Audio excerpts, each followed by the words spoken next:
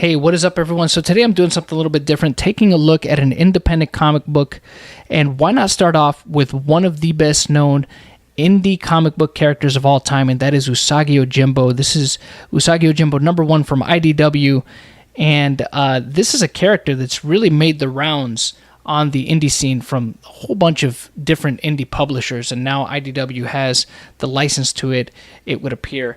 This is a character with a lot of history, about 30 plus years worth of history. And if you're like me, my first exposure to this character was from watching the Teenage Mutant Ninja Turtles cartoon from the 1980s. It's the first time I ever saw this character, although, of course, it was not created by Laird and Eastman. This character was created by Stan Sakai. And IDW, now that they're starting off with Usagi Yojimbo, they're starting off, of course, from #1, but I believe this would actually be issue number 239 if you count all the previous issues of Usagi Yojimbo.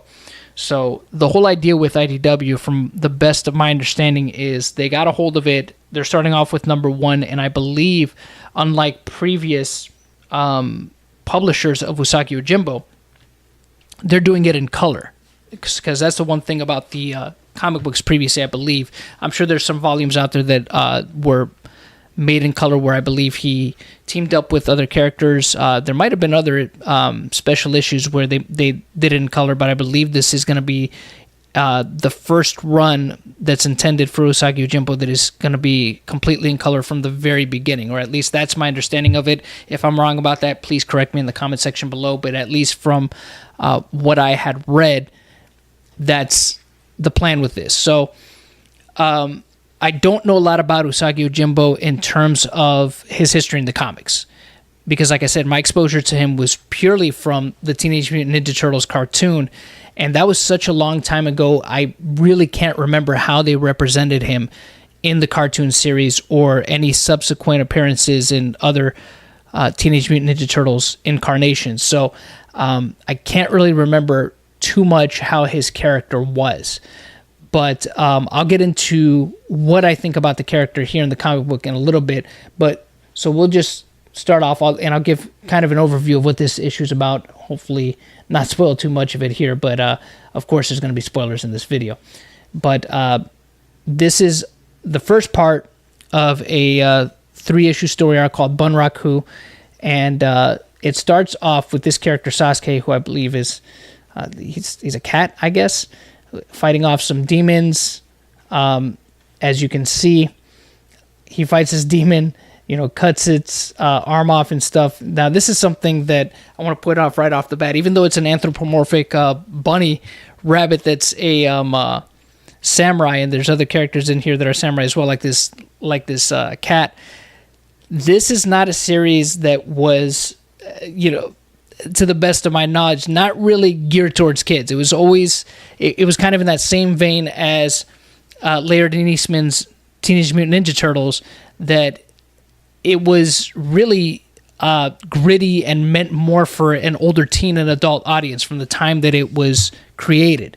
So, good for Playmates for finding a way of making characters like Usagi Yojimbo and Teenage Mutant Ninja Turtles into something that they could sell to kids, but really it's not something that was meant for a small child audience, but that's besides the point. So starts off, we have Sasuke here, who defeats this demon. Then he's warned by Lord Shoki here about an evil that's far away. So when we finally get to the point where we see Usagi, he's here watching a Bunraku show. Now, Bunraku is a type of puppetry in Japan. It's the kind of puppetry where you don't have puppets on strings. You have people in suits.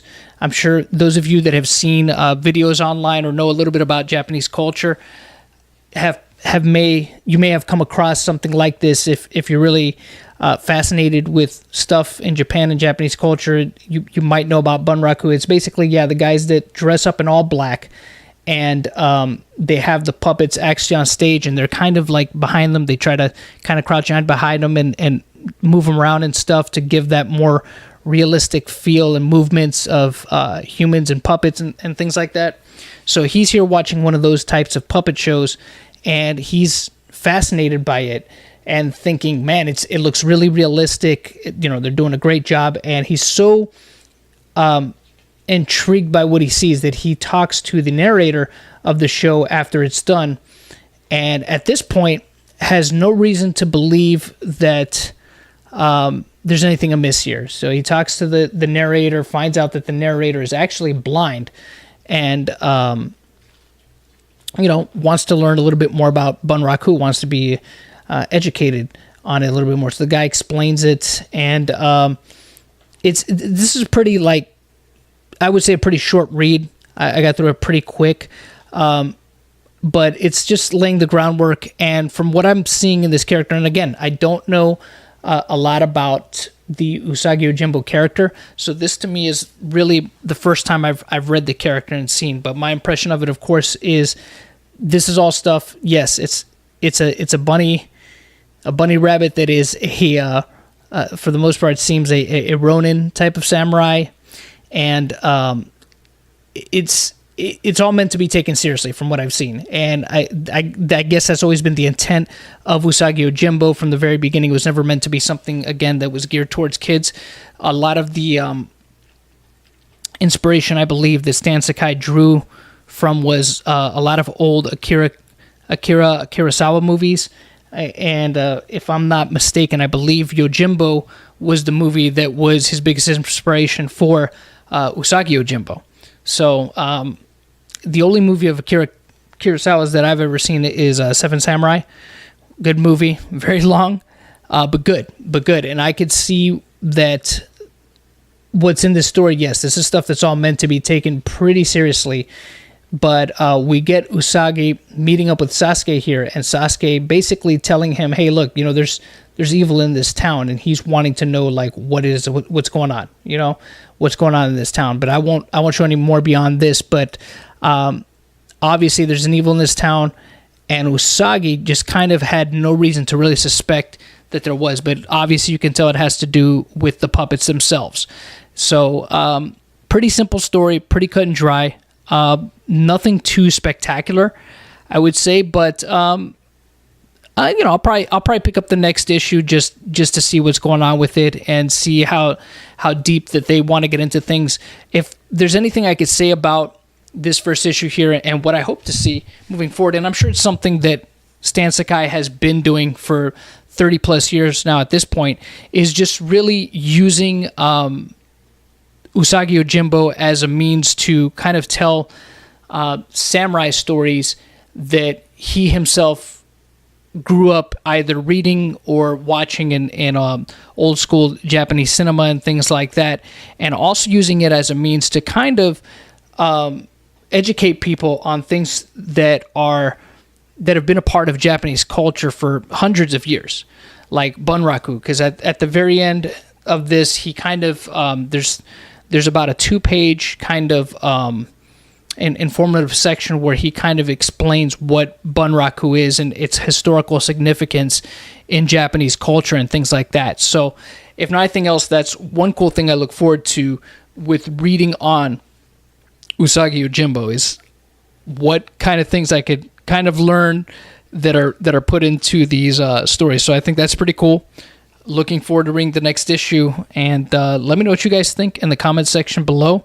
If you guys have read Usagi Yojimbo, I'm sure there's plenty of you out there that probably have and know way more about it than I do, and if there's any more recommended reading that you could point me towards regarding the character, any things in his history that are really of significance, please feel free to let me know what they are in the comment section below. Until next time, y'all know how it goes. Thank you for watching this video, and the hunt continues.